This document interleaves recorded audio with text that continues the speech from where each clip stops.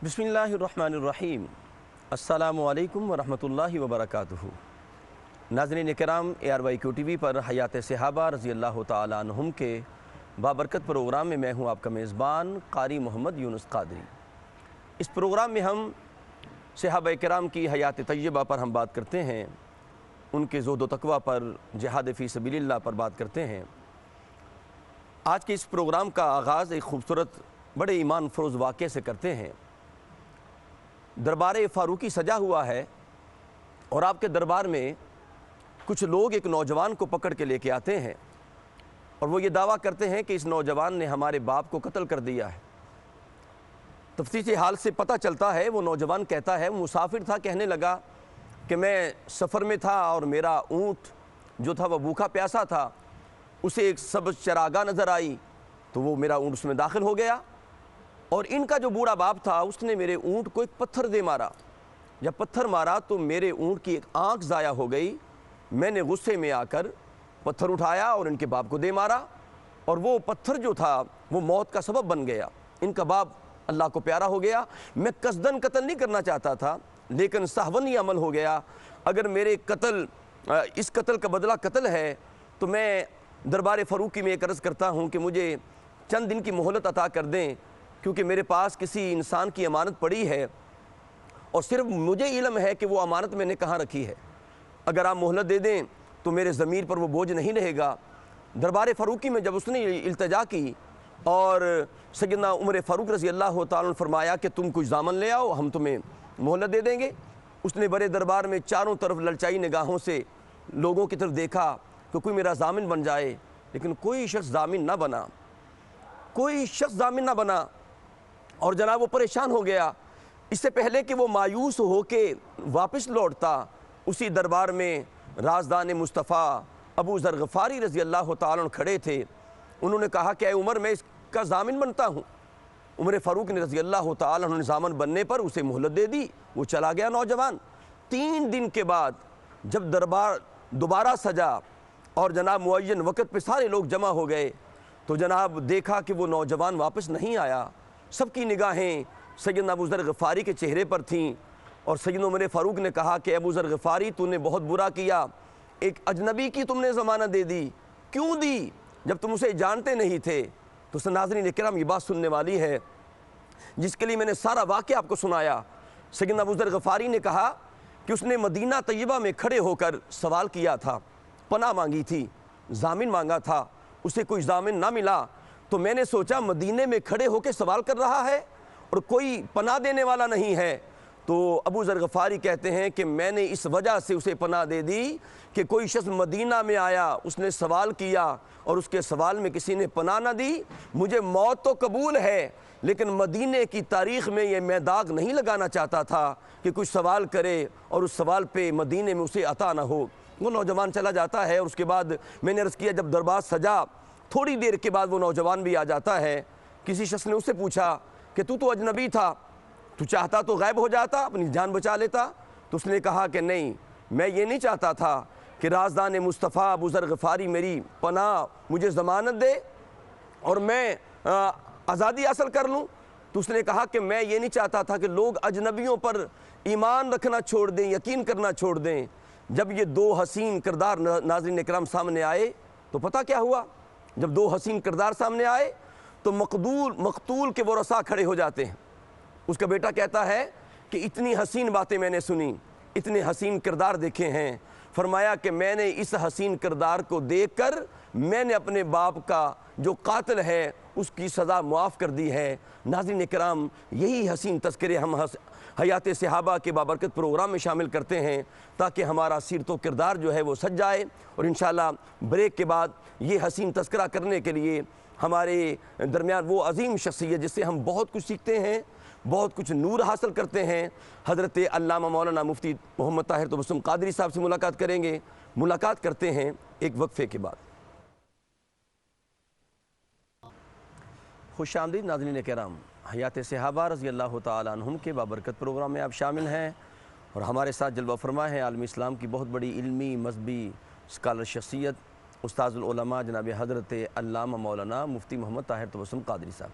السلام علیکم۔ وعلیکم السلام ورحمۃ اللہ۔ ناظرین کرام، مفتی صاحب جلوہ فرما ہیں اور جو پروگرام چل رہا ہے وہ میزبان مصطفیٰ میزبان رسول سیدنا ابو ایوب انصاری رضی اللہ تعالیٰ عنہ کے حوالے سے ہے۔ کائنات کے اندر رب کائنات نے حضرت ابو ایوب انصاری رضی اللہ تعالیٰ عنہ کو جو مقام دیا، جو مرتبہ دیا، 7 ماہ امام الانبیاء حضرت ابو ایوب انصاری رضی اللہ تعالیٰ عنہ کے گھر مہمان رہے۔ پھر پچھلے پروگرام میں قبلہ مفتی صاحب نے بڑا حسین ذکر مسجد کا کیا تھا کہ مسجد کی قیمت کی جب ادائیگی کی باری آئی تو یہ اعزاز بھی سیدنا ابو ایوب انصاری رضی اللہ تعالیٰ عنہ کو عطا ہوا۔ مفتی صاحب بڑا حسین ذکر تھا اور لوگوں نے بڑا پسند کیا مسجد کا، جو آپ نے آداب بیان کیے اور اس کی تاریخ اور ساتھ فضیلت آپ نے بیان کی، مسجد کا ادب بیان کیا۔ جب مسجد بن گئی، 7 حجرے بھی تعمیر ہو گئے، تو پھر سرکار دو عالم یہاں تشریف لے آئے۔ تو پھر کریم آقا اس کے بعد بھی جاتے رہے حضرت ابو ایوب انصاری کے گھر میں کہ پھر یہیں آپ نے دوام فرمایا؟ بسم اللہ۔ نحمدہ ونصلی ونسلم علی رسولہ الکریم، اما بعد فاعوذ باللہ من الشیطان الرجیم، بسم اللہ الرحمن الرحیم۔ بڑا اہم اور خوبصورت سوال ہے یہ۔ جی دیکھیے، حضور صلی اللہ علیہ وسلم کی ذات والا بابرکات تو وہ کریم ذات ہے، سبحان اللہ۔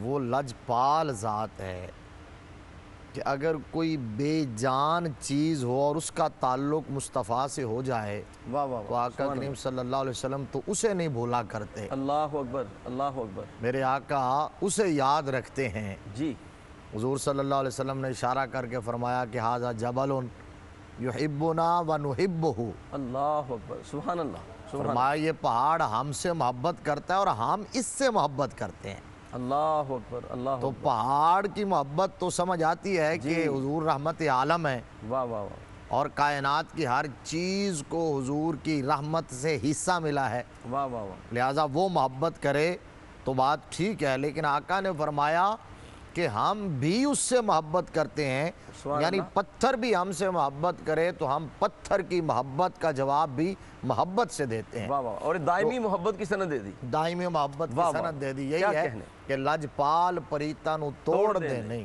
بے شک، جی دی باں پھڑ دے پھر چھوڑ دے نہیں۔ اور یہ تو حضرت ابو ایوب انصاری رضی اللہ تعالیٰ عنہ تو میزبان ہے میرے آقا کے، کیا کہنے؟ اور اتنا عرصہ حضور صلی اللہ علیہ وسلم وہاں قیام پذیر رہے اور شب و روز وہ میرے آقا کریم صلی اللہ علیہ وسلم کی خدمت کے اندر ہما تن گوش اور ہما قبر بستہ رہے، اللہ وہ مستعد رہے، تیار رہے ہر وقت۔ تو آقا کریم صلی اللہ علیہ وسلم منتقل تو ہوئے، ظاہر ہے ہر بندہ اپنے گھر میں اپنے ٹھکانے پر، اور رحمت عالم صلی اللہ علیہ وسلم ہمیشہ کے لیے تو وہاں قیام پذیر نہیں ہو سکتے تھے۔ جی میرے آقا کریم صلی اللہ علیہ وسلم کا جو مشن تھا، حضور کی جو ڈیوٹی تھی، اور میرے آقا کریم صلی اللہ علیہ وسلم نے جو نظام قائم کرنا تھا ریاست کا، واہ واہ، نبوت کے جو امور سر انجام دینے تھے، اس کے لیے تو کسی مرکز کی ضرورت تھی، اللہ اکبر، اور وہ مرکز بن گیا، سبحان اللہ۔ اور اس مرکز کے ساتھ حجرات بھی بن گئے، جی اور نبی رحمت صلی اللہ علیہ وسلم ان حجروں میں تشریف لائے، اور مسجد نبوی کے گرد امہات المؤمنین کے حجرے ہوتے تھے جن میں رسالت مآب صلی اللہ علیہ وآلہ وسلم قیام پذیر ہوتے، اور انہی حجرات میں سے ایک حجرہ، اور سورہ حجرات کا نام بھی اسی لیے حجرات ہے، حجرہ کی جمع حجرات، اور اس کے اندر چونکہ یہ لفظ ہے ان الذین ینادونک من وراء الحجرات، اللہ اکبر، فرمایا کہ وہ جو آپ کو حجروں کے پیچھے سے آ کے ندا کرتے ہیں، جو انتظار نہیں کرتے یا جو آوازوں کو پست نہیں رکھتے، ان الذین ینادونک اے محبوب، بے شک وہ جو آپ کو حجرات کے پیچھے سے ندا کرتے ہیں، ان الذین ینادونک من وراء الحجرات اکثرہم لا یعقلون، اللہ اکبر، اللہ اکبر، فرمایا جو اتنی بھی بے ادبی کریں اور نہ جانے میں کریں، فرمایا وہ بے عقل ہیں۔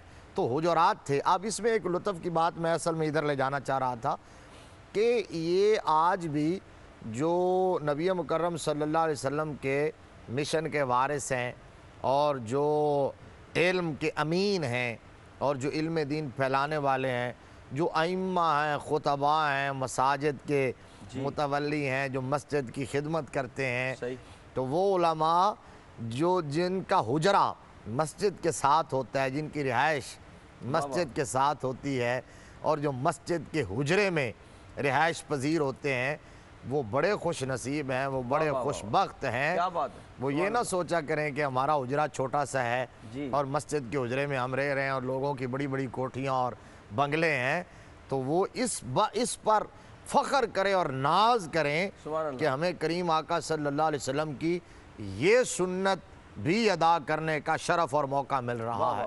حضور صلی اللہ علیہ وسلم حجرات میں تشریف فرما مفتی صاحب ہوئے۔ ساتھ ساتھ ان لوگوں کی بھی تربیت کریں نا جی، یہ تو آپ نے فخر بیان کر دیا کہ جو امام کا حجرہ ہے کائنات کی سب سے بڑی مسند ہے، جی اور جناب جب ان کی رہائش کی باری آتی ہے تو چھوٹا سا حجرہ بن جاتا ہے، ایسے تو نہ کریں، ان کو چاہیے کہ اچھا خوبصورت کتنی بڑی مسند ہے۔ جی یہ بات آپ نے ٹھیک کہی ہے، میں نے گزشتہ پروگرام میں بھی یہ بات ہوئی تھی، اور یہ یک طرفہ بات ہے نا کہ ہمارے لیے اس کے اندر یہ سبق ہے صحیح ہے اور سعادت ہے اور اعزاز ہے۔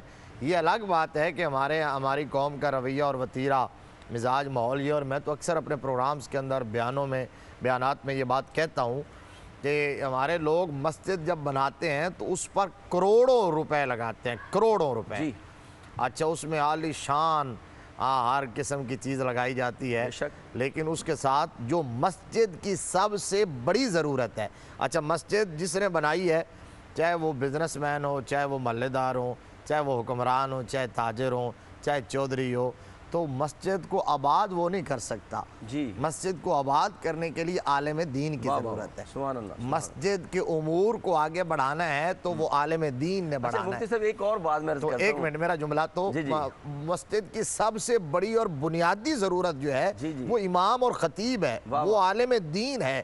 تو آپ عالم دین کے ساتھ اتنا سوتیلا سلوک کیوں کرتے ہیں کہ جب اس کے بغیر مسجد کا نظام نہیں چل سکتا، تو آپ جب مسجد اتنی عالی شان بناتے ہیں تو کم از کم کوئی گزارے لائق اس کی رہائش بھی بنا دیا کریں، لیکن وہ حجرہ ساتھ میں ایک ایسا بناتے ہیں کہ جو قبر نما ہوتا ہے، تاکہ اگر وصال ہو تو یہیں اس کی تدفین کر دی جائے۔ تو یہ بات ٹھیک ہے، ہمارے صاحب ثروت مساجد کی انتظامیہ یا اوقاف کے لوگ یا جو بھی ارباب بست و کشاد ہیں، انہیں بھی اس بات کی طرف توجہ دینی چاہیے کہ مسجد کے ساتھ امام خطیب کے لیے خوبصورت رہائش۔ میرے منہ پہ ایک جملہ ہے کہ آپ نے بڑی خوبصورت بات کی ہے کہ لاکھوں کروڑوں روپے لگا لیتے ہیں، اور ایک مینار ہم نے بنانا ہو تو کروڑوں روپے اس پہ لگ جاتے ہیں۔ میں کہا کرتا ہوں کہ مینار بھی بنائیں لیکن امام بنائیں، مینار بھی بنائیں لیکن امام تو تیار کریں، ادھر ہماری توجہ نہیں ہے۔ ہاں بے شک ایسی یہی بات ہے، تو اس کی چیز کی ضرورت ہے۔ اور پھر ائمہ خطبہ آپ ان کے وظائف کے حوالے سے دیکھ لیں، کتنی ستم ظریفی کی بات ہے۔ یعنی جو ہمارے اپنے جو کامن ماحول کے اندر جو ہمارے لوگ ہیں، مسجد کی انتظامیہ، ان کے کچن کا ایک دن کا جو خرچہ ہوتا ہے نا، وہ امام یا خطیب کی مہینے کی تنخواہ یہ مقرر کرتے ہیں۔ اللہ اکبر، اللہ اکبر۔ اور پھر کہتے ہیں نہیں جی اس کی کیا، وہ کوئی فرشتہ تو نہیں ہے۔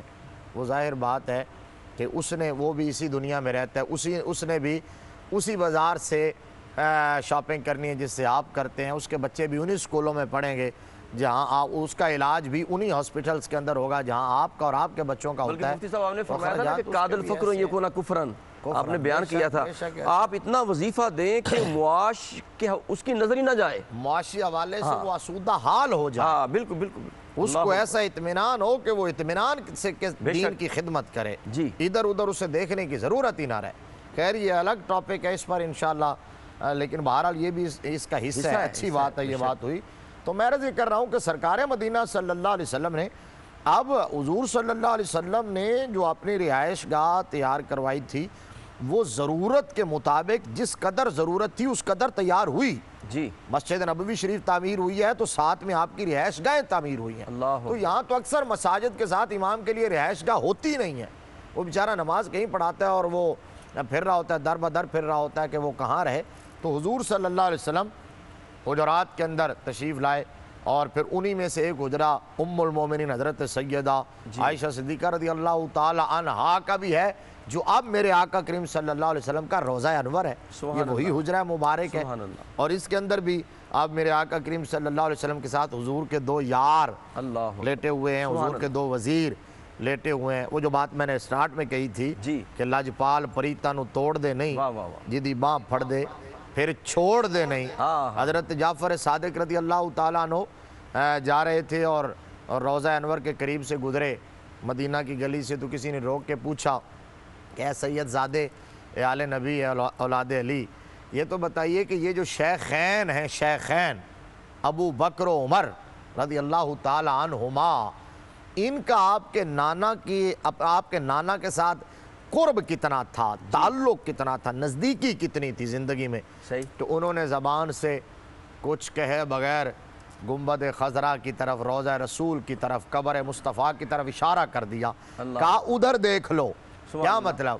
انہوں نے کہا کہ پوچھتی ہو قرب کتنا تھا، یہ زندگی میں بھی ایسے ہی میرے نانا کے سینے سے لگے رہتے تھے جیسے آپ مصطفیٰ کے سینے سے لگے ہوئے اللہ اکبر. ہیں. یہ ہے بات. تو میرے آقا نے قبر میں زندگی میں بھی ساتھ ساتھ رکھا، جی قبر میں بھی ساتھ ساتھ، اور فرمایا جب میں اپنے مزار پر انوار سے باہر آؤں گا تو میرے دائیں ابو بکر ہوگا، بائیں عمر ہوگا. سبحان اللہ. فرمایا میں میدان معاشر میں آؤں گا تو دائیں ابو بکر ہوگا، بائیں عمر ہوگا. واہ واہ. جنت میں جانے لگوں گا سبحان تو اللہ. میرے دائیں ابو بکر ہوگا، بائیں عمر ہوگا. لاجپال پریتا نو توڑ دے نہیں، سبحان اللہ. جدی باں پھڑ دے پھر چھوڑ دے نہیں. واہ واہ. تو حضرت ابو ایوب انصاری رضی اللہ تعالی عنہ نے تو میرے آقا کی میزبانی کا وہ لازوال واہ واہ واہ. شرف حاصل کیا تھا سبحان کہ اللہ. میرے آقا اس کو بلا کیسے سکتے تھے. آپ جب اپنے کاشانہ نبوت میں بھی آ گئے تو پھر وقتاً فوقتاً حضرت ابو ایوب انصاری تو ظاہر حاضر ہوتے ہی تھے. جی مسجد نبوی میں نماز کے لیے بھی آتے تھے، ہمسائے بھی تھے، اور آقا کی زیارت کے لیے بھی، آقا کے دربار میں بھی، غزوات میں بھی حضور کے ساتھ ساتھ. بے شک. میرے آقا کریم صلی اللہ علیہ وسلم کی ہر ندا پہ وہ لبیک کہتے. واہ واہ. حضور صلی اللہ علیہ وسلم کے مشن کے لیے ہر وقت تیار رہتے. لیکن حضور صلی اللہ علیہ وسلم بھی وقتاً فوقتاً تشریف لے جاتے رہتے. اور ایک بڑا ایمان افروز بڑا خوبصورت واقعہ ہے جی کہ رحمت عالم صلی اللہ علیہ وسلم ایک دفعہ نکلے اپنے گھر سے اور کئی دن کا فاقہ تھا حضور صلی اللہ علیہ اللہ اکبر. وسلم. اللہ اکبر. کئی دنوں کا فاقہ تھا. جی تو حضور صلی اللہ علیہ وسلم تشریف لائے تو آگے ابو بکر صدیق بھی مل گئے واہ واہ. اور فاروق اعظم بھی مل گئے، سبحان اللہ. اور اتفاق سے وہ بھی کئی دنوں کے فاقے سے تھے. اللہ اکبر. جب آپس میں بات چیت ہوئی، ادھر رحمت عالم صلی اللہ علیہ وسلم فاقے سے ہیں، ادھر حضور کے دونوں وزیر وہ فاقے سے ہیں، حضور کے دونوں یار فاقے سے ہیں. جی تو اب جب ملاقات ہوئی تو اسی طرح تبادلہ خیال ہوتے ہوتے حضور صلی اللہ علیہ وسلم آگے آگے اور وہ دونوں پیچھے پیچھے، تو حضرت ابو ایوب انصاری کے گھر میں آ گئے. اللہ اکبر. اچھا دروازہ آواز دی، دروازہ کٹکھٹایا، دروازہ اندر سے کھلا تو حضرت ابو ایوب انصاری کی جو اہلیہ تھی ام ایوب انصاریہ، تو انہوں نے حلم و سہلم مرحبا کہا، ویلکم کہا، اور بٹھایا حضور صلی اللہ علیہ وسلم کو. تو حضور صلی اللہ علیہ وسلم نے پوچھا کہ ابو ایوب کہاں ہیں؟ کہا جی ساتھ ہی باغات تھے ان کے، تو کہا جی وہ اپنے باغ کے اندر ہے. پوچھا گھر میں کھانے کے لیے کچھ ہے؟ تو انہوں نے کہا جی کچھ بھی نہیں ہے گھر میں. جی تو حضرت ابو ایوب انصاری رضی اللہ تعالی عنہ کی سماعتوں سے حضور کی یہ بات ٹکرا گئی، اللہ انہوں نے سن لیا جی تو بے قرار ہو گئے، اللہ اکبر. بے چین ہوئے، اور ایک لمحہ نہیں لگایا اور وہاں سے کھجوروں کا تازہ خوشہ توڑ کے دوڑتے ہوئے آئے اور اسے رکھا حضور صلی اللہ علیہ وسلم کے سامنے. کیا کہا آپ یہ شروع فرمائیں، میں بندوبست کرتا ہوں کھانے کا. سبحان اللہ. وہ سامنے رکھا اور سامنے رکھ کے جا کے فوراً ایک بکری ذبح کی، سبحان اور اللہ. بکری ذبح کرنے کے بعد اس کا گوشت تیار کیا. جی گوشت تیار کروانے کے بعد آدھے پر آدھا ہنڈیا پکائی، واہ واہ. آدھے کے کباب تیار کروائے، سبحان اللہ. تازہ روٹی پکوائی اور پکا کے حضور کے سامنے رکھا. اور اس میں لطف کی بات اور ایمان افروز بات یہ، اور ہمارے لیے بہت بڑا سبق اس کے اندر یہ ہے کہ حضور صلی اللہ علیہ وسلم کے سامنے جب کھانا آ گیا تو آقا کریم صلی اللہ علیہ وسلم نے ایک روٹی پکڑی اور اس کے اوپر گوشت کی چند بوٹیاں رکھ کے کہا، ابو ایوب یہ لو، یہ کسی کے ہاتھ میری بیٹی فاطمہ کے پاس بھجوا دو، وہ بھی کئی دنوں کے فاقہ سے، اللہ اکبر. وہ بھی کئی دنوں کے فاقہ سے ہے. تو یہ حضور صلی اللہ علیہ وآلہ وسلم کا کردار اور میرے آقا کا عمل، اور پھر حضرت ابو ایوب انصاری کے ساتھ یہ محبت اور یہ شفقت کہ حضور بارہا تشریف لے جاتے اور پھر ادھر بھجوایا گیا. اور پھر حضور صلی اللہ علیہ وسلم کی نظر جب کھانے پر پڑی ہے تو گریہ طاری ہو گیا آقا کریم صلی اللہ علیہ وآلہ وسلم. اور نبی رحمت صلی اللہ علیہ وسلم اس وقت فرما رہے تھے، میرے آقا کریم صلی اللہ علیہ وسلم کے مبارک آنسوں وہ موتیوں کی صورت میں مصطفیٰ کے رخساروں کو تر کر رہے تھے. اور میرے آقا کریم صلی اللہ علیہ وسلم فرما رہے تھے حضرت ابو بکر و عمر اور حضرت ابو ایوب کو مخاطب ہو کے سرکار فرماتے تھے ثم لتسألن یومئذ عن النعیم، اللہ اکبر، فرمایا کہ ایک دن ایسا آئے گا جب ان نعمتوں کے بارے میں سوال کیا جائے گا کہ بتاؤ میری نعمتوں کی تم نے قدردانی کیسے کی ہے، میری نعمتوں کا شکر کیسے ادا کیا ہے۔ تو ان حالات میں آقا کریم صلی اللہ علیہ مفتی وسلم صاحب نے وہ یہ کھانا تناول بڑی اہم بات آپ نے اشارہ فرمایا کہ خانواد نبوت کے گھرانے میں بھی فاقے ہیں، جی اور یہ گھرانہ مفتی صاحب قبلہ ایسا ہے کہ جناب آپ دیکھتے ہیں وہ جس طرح سورہ دہر کے اندر غالباً آتا ہے کہ جناب وہ آپ میں چاہتا ہوں اس کی طرف بھی آپ اشارہ فرما دیں کہ ایک دن مسکین آتا ہے، پھر جناب سائل آتا ہے، تو کس طرح پھر یہ اپنا اٹھا کے ان کو عطا کر دیتے ہیں۔ ابھی ٹائم ہے بریک۔ یہ آیت آپ ذرا اس کا یہ ترجمہ تو کر وہ دیں۔ آیا کریمہ بڑی معروف وَيُطْعِمُونَ الطَّعَامَ عَلَىٰ حُبِّهِ مِسْكِينًا وَيَتِيمًا وَأَسِيرًا۔ اللہ اکبر۔ تو خانوادہ رسول نے روزے رکھے تھے، نظر کے روزے تھے، اور 3 دن روزے رکھے، اور افطار کرنے کا جب ٹائم ہوتا تھا جی دسترخوان سجتا تھا ہائے ہائے تو دروازے پہ کوئی صدا لگا دیتا تھا، ایک واہ دن واہ۔ یتیم آ گیا، ایک دن مسکین آ گیا، ایک دن قیدی آ گیا، سبحان اللہ۔ سارا کھانا اٹھا کے ادھر دے دیا اور پانی سے روزہ افطار کیا۔ تو اللہ کی بارگاہ سے پھر یہ شہادت آئی کہ یہ وہ خانوادہ ہے جو اللہ کی محبت میں یتیم مسکین اور قیدی کو کھلا دیتا ہے اور خود اثار کا مظاہرہ کرتا ہے۔ کیا کہنے ناظرین کرام، بڑا حسین ذکر ہے، اور سب ہم دربار مصطفیٰ میں حاضر ہیں، خانواد نبوت کے در دولت پہ حاضر ہیں۔ ملاقات کرتے ہیں ایک وقفے کے بعد۔ خوش آمدید ناظرین کرام، حیات صحابہ رضی اللہ تعالیٰ عنہم کے بابرکت پروگرام میں آپ شامل ہیں، اور ہمارے ساتھ جلوہ فرما ہیں انتہائی محترم جناب مفتی محمد طاہر تبسم قادری صاحب۔ ذکر جمیل جاری ہے سیدنا ابو ایوب انصاری رضی اللہ تعالیٰ عنہ کا، جنہیں یہ اعزاز، یہ اکرام، یہ فضیلت، یہ وقار و تمکنت حاصل ہے کہ 7 ماہ امام الانبیاء حبیب خدا احمد مجتبیٰ محمد مصطفیٰ علیہ تحیت و ثنا آپ کے گھر میں جلوہ کر رہے، انوار رسالت چمکتے رہے۔ اللہ اکبر۔ ناظرین اکرام، ایک بڑی خوبصورت بات اور بھی میرے آقا نے ابو ایوب انصاری رضی اللہ تعالیٰ عنہ کے خاندان کو، جو بنو نجار کا خاندان تھا، آپ اسی خاندان سے متعلق تھے، ایک اور بھی اعزاز کریم آقا نے ان کو عطا فرمایا۔ کریم آقا علیہ السلام جب مدینہ پاک میں تشریف لائے تو آپ نے وہاں پہ انصار کے اندر، آپ نے قبیلہ اوس خزرج کے اندر آپ نے نقبا بنائے۔ نقبا جس طرح موسیٰ علیہ السلام نے، ان کے 12 نقبا تھے، وہ دین کی تبلیغ کے لیے کام کرتے، تو کریم آقا علیہ السلام نے فرمایا موسیٰ علیہ السلام نے بنائے تھے، تم بھی بنا لو۔ تو جناب جب وہ بنو نجار کا جو نقیب تھا، جب اس کے وصال کا وقت آیا، اللہ کو پیارا ہو گیا، تو بنو نجار حضور کی بارگاہ میں آ گئے، یا رسول اللہ ہمارا نقیب چلا گیا، کسی اور کو نقیب بنا دیں۔ ناظرین اکرام، یہ بات سننے والی ہے، رونگٹے کھڑے ہو جائیں گے۔ میرے آقا نے فرمایا ہر قبیلے کا کوئی نہ کوئی نقیب ہے، کوئی صحابی ہے، کوئی صحابی ہے۔ فرمایا بنو نجار تم خوشبخت ہو کہ بنو نجار قبیلے کا نقیب خود محمد مصطفیٰ ہے۔ تو سرکار دو عالم نے یہ بھی اعزاز ان کو عطا کیا۔ مفتی صاحب جب کریم آقا تشریف لائے، آپ نے ہجرت فرمائی، تو آپ نے مواخات قائم کی، تاریخی مواخات، اور آپ نے اپنی مواخات حضرت علی سے کی۔ فرمایا یا علی انت اخی فی الدنیا والآخرہ۔ تو سیدنا ابو ایوب انصاری رضی اللہ تعالیٰ عنہ کی مواخات کس کے ساتھ ہوئی؟ بسم اللہ۔ جی بالکل، یہ بڑی اہم بات، اور اس سے پہلے یہ ذہن نشین رہے کہ حضور صلی اللہ علیہ وآلہ وسلم ابھی مکہ المکرمہ میں ہی تھے، ہجرت آپ نے نہیں فرمائی تھی جی، کہ مدینہ المنورہ میں جس وقت یثرب تھا، اسلام کی تبلیغ ہو رہی تھی اور کچھ لوگ مسلمان ہو چکے تھے، جی، اسلام کا پیغام پھیلایا جا رہا تھا، اور اسلام کے معلم اول ہونے کا جو شرف ہے وہ حضرت مصعب بن عمیر رضی اللہ تعالیٰ عنہ کو حاصل ہے۔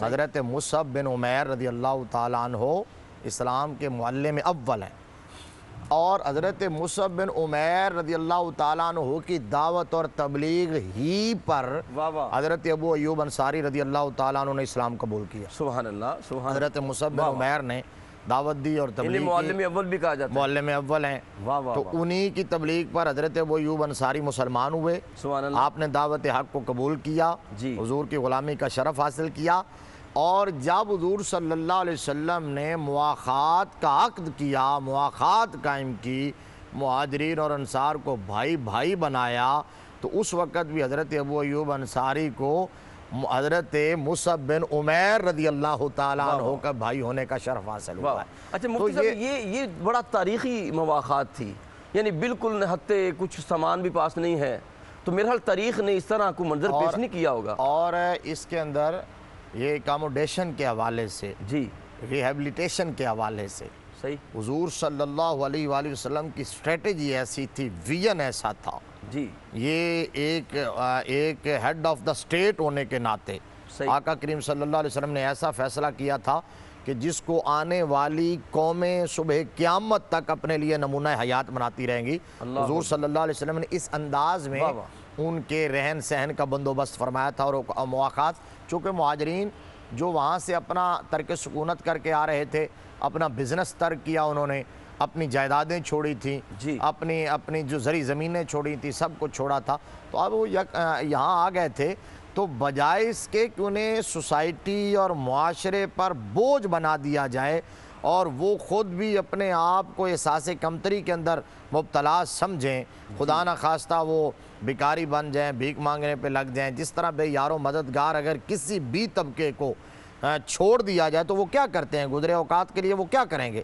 لیکن نبی رحمت صلی اللہ علیہ وسلم نے جب ایک برابری کا رشتہ قائم کیا نا، بھائی بھائی بنا دیا، ایک مہاجر کو لیا اور ایک انصار کو لیا اور انہیں بھائی بنا دیا، وہ بھائی بن گئے۔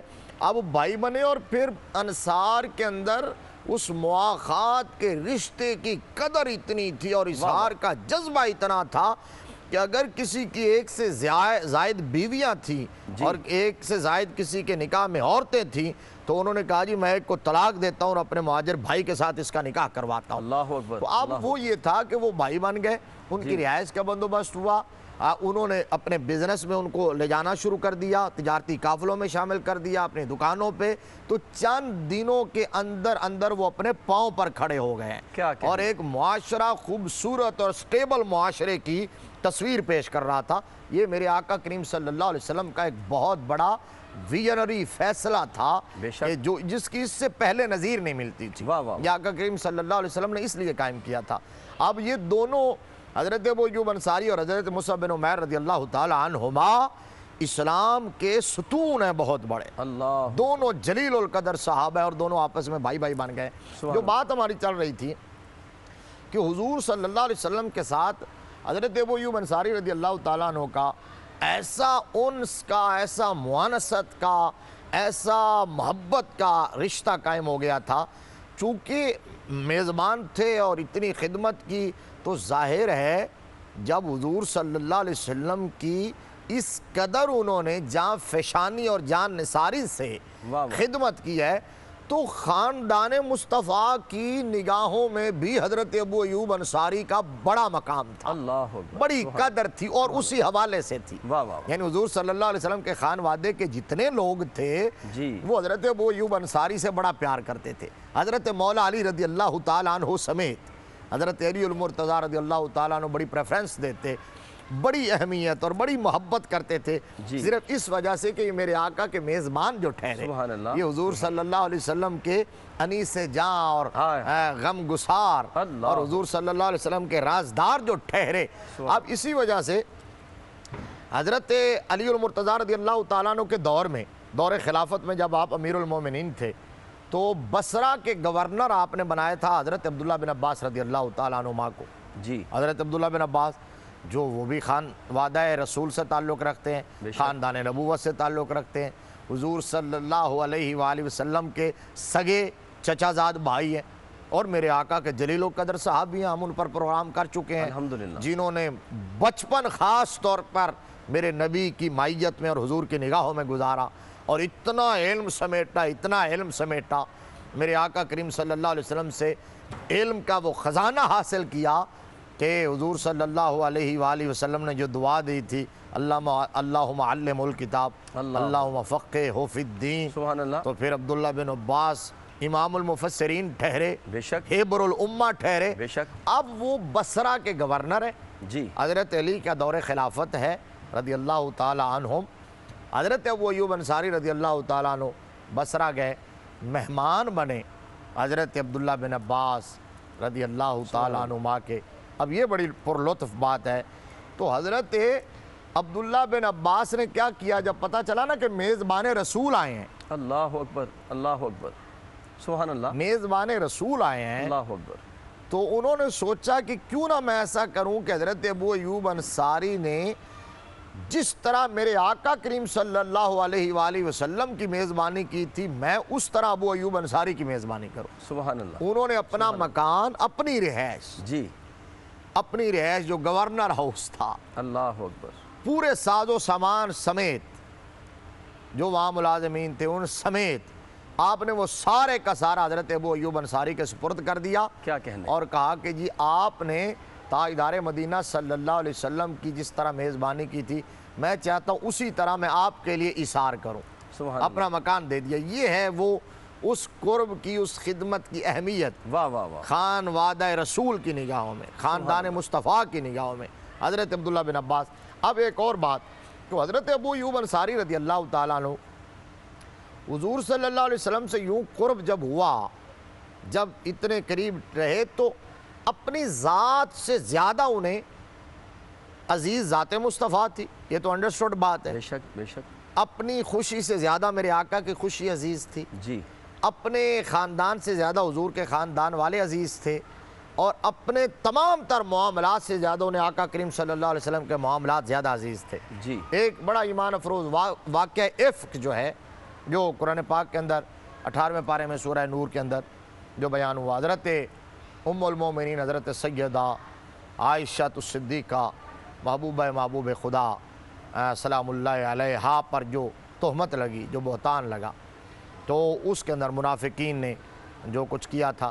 جی، اب وہ واقعہ افک جب وقوع پذیر ہوا تو حضرت ابو ایوب انصاری کی جو اہلیہ تھیں ام ایوب، جی، وہ حضرت ابو ایوب انصاری گھر میں آئے تو انہوں نے کہا کہ آپ کو علم ہے نا اس واقعے کا جو واقعہ ہوا ہے۔